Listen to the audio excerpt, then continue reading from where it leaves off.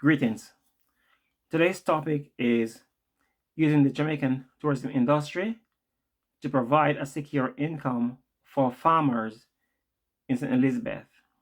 Now, some people may be thinking, why doesn't St. Elizabeth people just concentrate on farming since we are the breadbasket parish of Jamaica? The answer to the above question is that St. Elizabeth is a large parish and most people in the parish does not do farming. One of the issue with those who may want to take up farming is that they don't know where their next meal is coming from. Hence, they need to do some form of hustling so that they can go to the markets and grocery shops on the Friday evenings. Hence, it's not fair to ask somebody who doesn't know where the next meal is coming from to go and plant some food, etc. Because of course, most crops won't mature until 12 months time or such alike. But there's a lot of young people in St. Elizabeth and also Southwest Jamaica, including Manchester and Westmoreland, along with St. Elizabeth, who would love the opportunity to take up farming because many, when they leave school, doesn't have much to do. And we're thinking about the Jamaican economy, how to improve the country's GDP overall.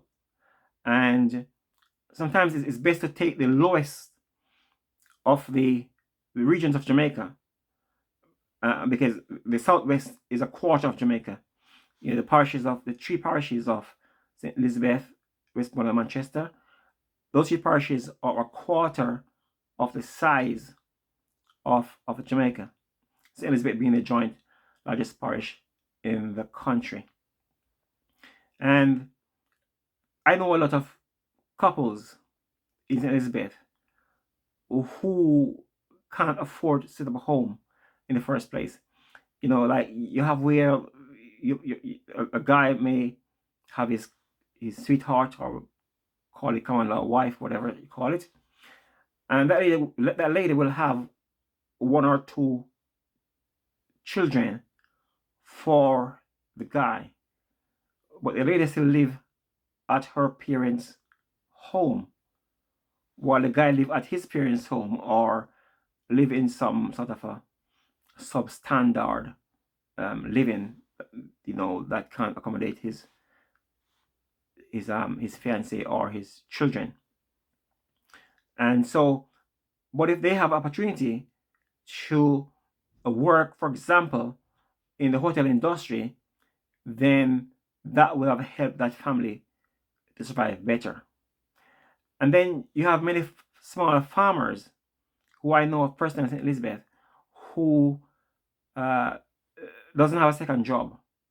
Because if that farmer, if his common law wife had a job, could get a job in the hotel industry, these folks, are folks who, let's say, doesn't have skill or trade or whatever. But if they could get a job in the hotel industry, then the family could stay together.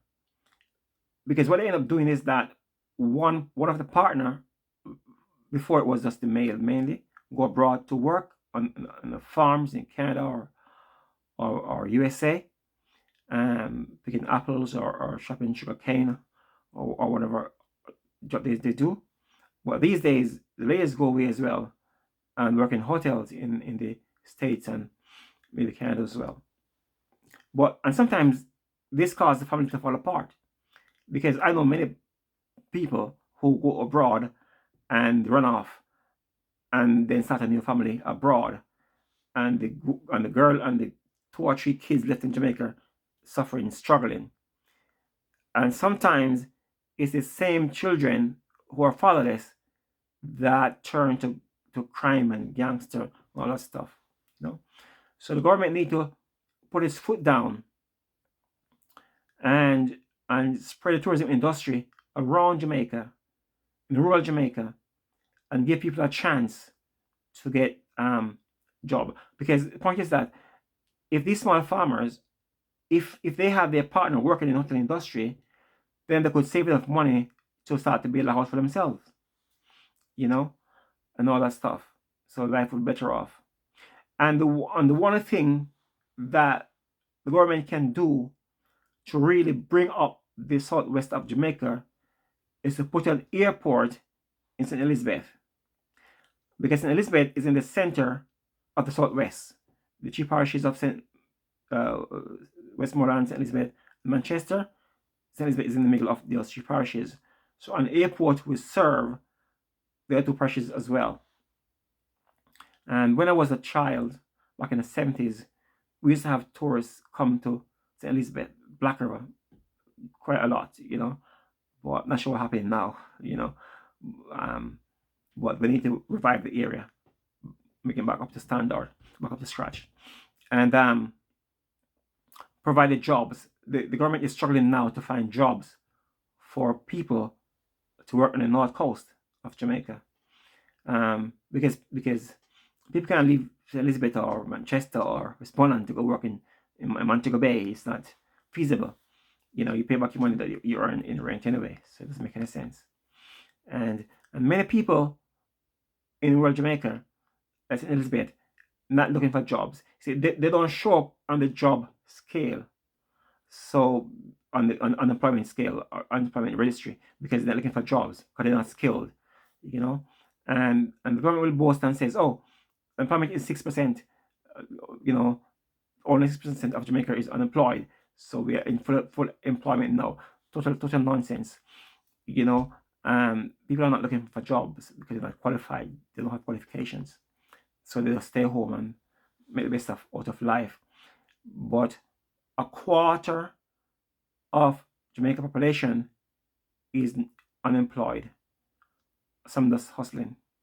There's 700,000 plus out of work, out of employment. So out of 2.8 million people, 700,000, that's a quarter out of work. And many of them is in the rural parishes like St. Elizabeth and Manchester and Westmoreland. And the government needs to tackle that issue. That would be enough. If the government can get, even 300,000 people, 300,000 people to work into employment, say in the hotel industry in those parishes, that will bring the Jamaican GDP so much stronger. They could pay the teachers 10% rise per year, every year for the next 10 years and beyond. So the government need to bring the tourism industry to the southwest of Jamaica, to St. Elizabeth, and give people employment, chance to get employment. Because what I'm seeing is that, I don't want to say this as yet, but I believe that, I say this in a different video, I believe the government, all the building the hotel houses, the building houses for hotel workers in Montego Bay, I believe that they are for migrant workers that's going to come from maybe India, because no Jamaicans going to leave their rural parishes and go and work in Montego Bay for a minimum wage job. What the foreigners will do, that they will come to Jamaica and you will have 10 of them in one house. 10 people, like 5 in one bedroom. That's what these people live, and they will work and save the money back to their country. And I want Jamaica to be aware of that and start to revolt against it before it starts. Because the government is government fault. The government needs to build the tourism industry around Jamaica, not only in Montego Bay. I'll leave my notes in the description section below, so you can read my notes. Okay, I don't want the video to go over 10 minutes long, so I will say, God bless you. Thanks for listening. God bless Jamaica. God bless our Prime Minister. God bless the Parliament of Jamaica.